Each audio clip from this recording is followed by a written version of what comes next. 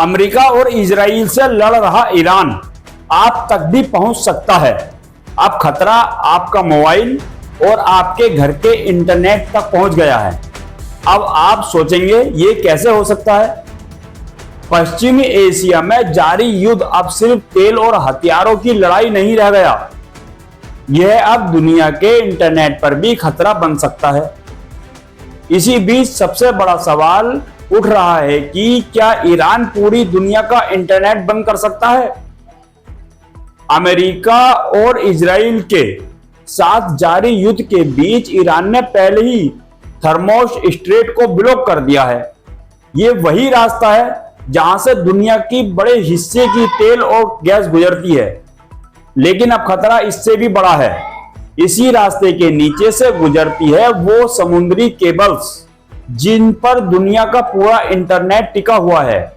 जी हां, इंटरनेट हवा में नहीं चलता बल्कि समुद्र के नीचे बिछी फाइबर ऑप्टिक केबल्स के जरिए चलता है। दुनिया का करीब 90% डाटा इसी रास्ते से होकर सभी देशों को जाता है। समुद्र के अंदर हजारों किलोमीटर लंबी पतली फाइबर ऑप्टिकल्स केबल बिछी होती है। यही केबल्स आपके मोबाइल का internet, video call, banking, transaction, यहां तक कि ए सिस्टम तक सब कुछ चलाती है। और चौंकाने वाली बात यह है कि दुनिया के इंटरनेट का बहुत बड़ा हिस्सा सिर्फ दो जगहों से होकर गुजरता है, हरमुज और रेड सी का बाब अल मंदिर।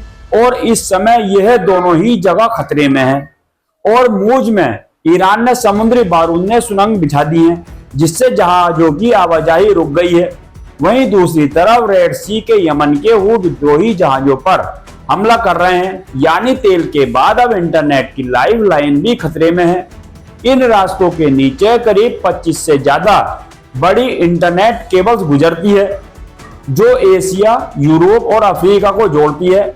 भारत भी इन्हीं केबल्स पर काफी हद तक टिका हुआ है। अगर इनमें से एक भी केबल युद्ध के दौरान कट जाती है, चाहे गलती से हो या जानबूझकर, तो उसका असर बहुत बड़ा हो सकता है। परेशानी सिर्फ केबल कटने की नहीं है, असली डर है कि उसे ठीक कौन करेगा। जंग के माहौल में केबल लाइन को ठीक करने वाले खास जहाज इन इलाकों में जा ही नहीं सकते। यानी अगर कोई केबल खराब होती है तो हफ्तों नहीं बल्कि महीनों तक इंटरनेट पर असर पड़ सकता है। ऐसा पहले भी हो चुका है। साल 2024 में हौती हमलों के कारण रेड सी की कई केबल्स खराब हो गई थी। नतीजा कई देशों में इंटरनेट बेहद धीमा हो गया था और ठीक होने में महीनों लग गए थे। अब सोचिए अगर एक साथ हरमुज और बाब अल-मंदेब दोनों जगहों की केबल किसी तरह मिसाइल की चपेट में आने से बर्बाद हो जाए तो क्या होगा। एक्सपर्ट साफ कह रहे हैं कि यह पूरी दुनिया के लिए डिजिटल ब्लैकआउट जैसा हाल बच सकता है। इसका असर सिर्फ आपके फोन के इंटरनेट पर नहीं पड़ेगा बल्कि बैंकिंग सिस्टम रुक सकता है, शेयर बाजार प्रभावित हो सकते हैं, अस्पतालों के डिजिटल सेवाएं ठप हो सकती हैं और एआई सिस्टम भी काम करना बंद कर सकते हैं। सबसे पहले झटका खाड़ी देशों को लगेगा, लेकिन भारत भी इससे किसी भी कीमत बच नहीं पाएगा।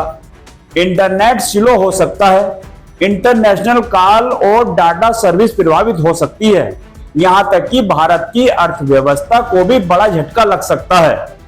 भारत की बड़ी कंपनियों जैसे कि टाटा कम्युनिकेशन और भारतीय एयरटेल ने मिडिल ईस्ट और खाड़ी क्षेत्र में फाइबर कम्युनिकेशन TGN गल्फ समेत अपने ग्लोबल नेटवर्क पर करीब $2 बिलियन यानी करीब 16,000 करोड़ से ज्यादा और सिर्फ गल्फ नेटवर्क में करीब 20 मिलियन यानी 600 करोड़ लगाए हैं। जबकि एयरटेल IB जैसे इंटरनेशनल केबल प्रोजेक्ट का हिस्सा है, जिसकी कुल लागत करीब 480 मिलियन रही है। ऐसे में अगर महसूस और रेड सी के केबल जंग के कारण क्षतिग्रस्त होते हैं तो इन कंपनियों को सीधे और अप्रत्यक्ष रूप से हजारों करोड़ रुपए का नुकसान हो सकता है, जिसमें नेटवर्क ठप होना, डाटा ट्रैफिक बाधित होना और महीनों तक मरम्मत न हो पाने से रेवेन्यू लॉस शामिल है। यानी यह संकट सिर्फ इंटरनेट स्पीड नहीं बल्कि भारत के बड़े डिजिटल निवेश पर भी गंभीर असर डाल सकता है। अभी तक ईरान ने इन केबल्स को सीधे निशाना नहीं बनाया है, लेकिन जिस तरह हालात बन रहे हैं, समुद्र में माइंस, लगातार हमले और मरम्मत की असंभव स्थिति, खतरा पहले से भी कहीं ज्यादा बढ़ गई है। यानी अब जंग सिर्फ जमीनी, हवा या फिर समुद्र में नहीं, बल्कि इंटरनेट की दुनिया में भी पहुंच चुकी है। और बड़ा सवाल यह है, अगर यह केबल्स कट गई तो क्या दुनिया सच में ऑफलाइन हो सकती है? आप इस मुद्दे पर क्या कहना चाहेंगे? हमें कमेंट करके अपनी राय जरूर दें, बताएं। अस्सलाम वालेकुम, मैं हूं इरफान।